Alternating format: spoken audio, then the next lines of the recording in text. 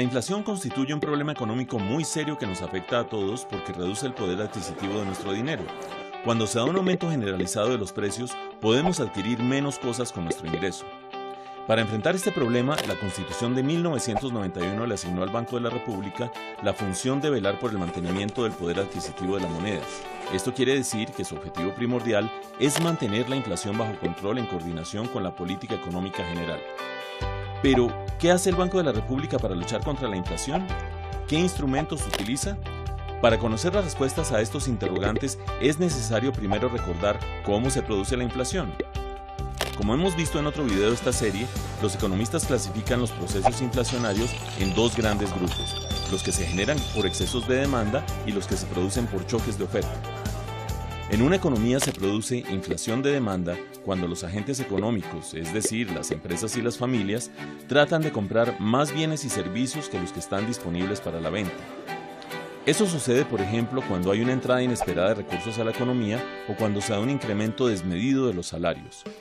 En esos casos, los agentes económicos aumentarán su consumo de bienes y servicios, incluso muchas veces sin necesitarlo.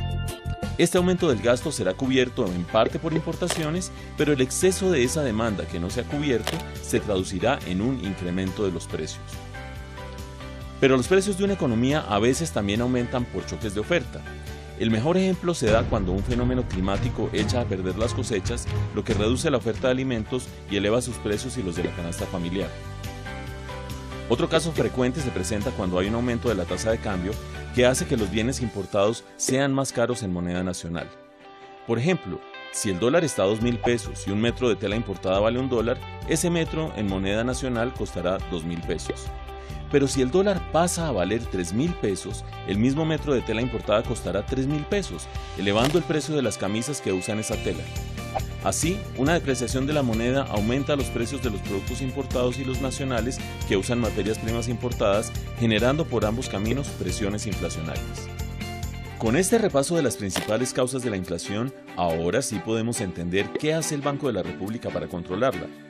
Desde el año 2000 el banco ha adoptado un esquema denominado inflación objetivo, que ha dado como resultado una inflación más baja y estable en este siglo que en el siglo anterior.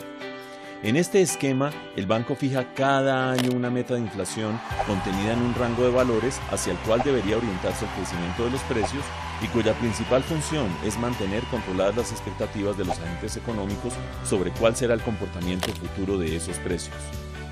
Este anclaje de las expectativas exige que los anuncios del banco tengan credibilidad entre los agentes económicos y permite que la inflación se mantenga baja y que la economía crezca a un ritmo consistente con su potencial de largo plazo. Cuando se estima que la inflación podría superar la meta propuesta, el banco debe actuar para reducirla.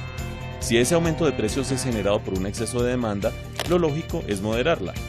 Para ello, el banco induce un aumento en las tasas de interés de la economía, lo que eleva el costo de los créditos y hace que los agentes económicos se endeuden menos, con lo cual el consumo se reduce. Además, si el sistema financiero eleva los intereses que ofrece a sus clientes, estos preferirán ahorrar sus excedentes de recursos en lugar de gastarlos. Todo eso está muy bien, pero ¿cómo hace el Banco de la República para inducir un aumento en las tasas de interés de la economía?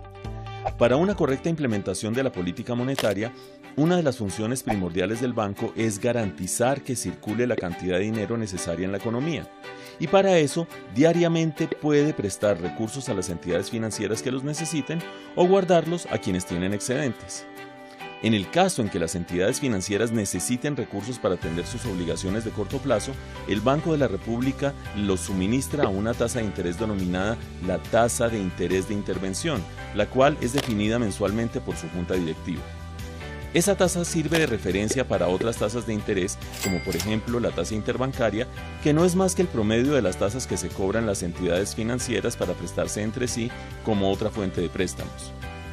Ahora bien, supongamos, por ejemplo, que las expectativas de inflación están altas y los estudios del banco indican que los agentes económicos deben reducir su gasto para que los precios de la economía se reduzcan, es decir, disminuir la demanda.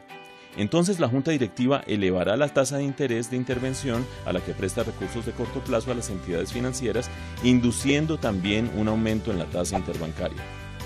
Dado que ahora los costos de endeudarse con el Banco de la República y entre entidades financieras son más altos, deberán incentivar a nuevos ahorradores con mayores tasas de interés que ofrezcan para captar sus depósitos y trasladar esos costos gradualmente a los clientes que necesitan créditos, incrementando las tasas de interés de dichos productos. Finalmente, como ahora el costo de pedir dinero prestado es más alto, las personas y las empresas se endeudarán menos y gastarán menos, lo que al cabo de un tiempo reducirá los precios de la economía y por ende la inflación. Pero, ¿qué pasa cuando aumentan los precios por un fenómeno climático o por una depreciación de la moneda? En estos casos la respuesta del Banco Central dependerá de si el aumento de los precios es temporal o permanente. Por ejemplo, si una sequía eleva los precios de los alimentos, cuando mejore el clima y se restablezca la oferta de alimentos, la inflación debería volver a su nivel previo sin intervención del banco.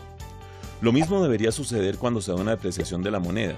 El precio de los productos importados se ajusta al nuevo precio del dólar y tras ese ajuste, la inflación debe volver a su nivel previo. Desafortunadamente, algunas veces los aumentos de precios generados por choques de oferta no son temporales y un incremento puntual de la inflación se convierte en permanente porque los agentes económicos lo incorporan a sus expectativas sobre el futuro. Veamos por ejemplo el caso de una economía en la que la inflación es inferior al 4% anual, pero de repente una sequía genera un aumento de 10% en los precios de la canasta familiar durante un par de meses. Si los agentes económicos creen que ese aumento es temporal, no tomarán ninguna acción en cuanto a los precios y esperarán a que en pocos meses se normalice la oferta de alimentos y la inflación vuelva a su curso normal.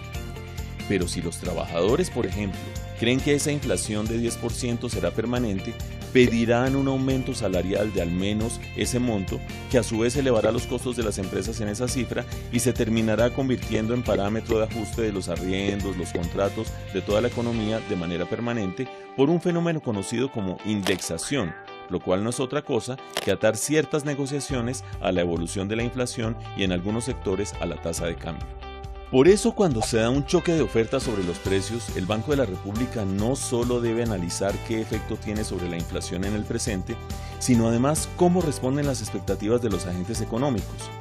Si las expectativas muestran que los agentes económicos no creen que la meta de inflación anunciada por el banco se vaya a cumplir y en cambio están esperando una inflación más alta, la junta directiva del banco seguramente reaccionará elevando la tasa de interés a la que presta recursos al sistema financiero.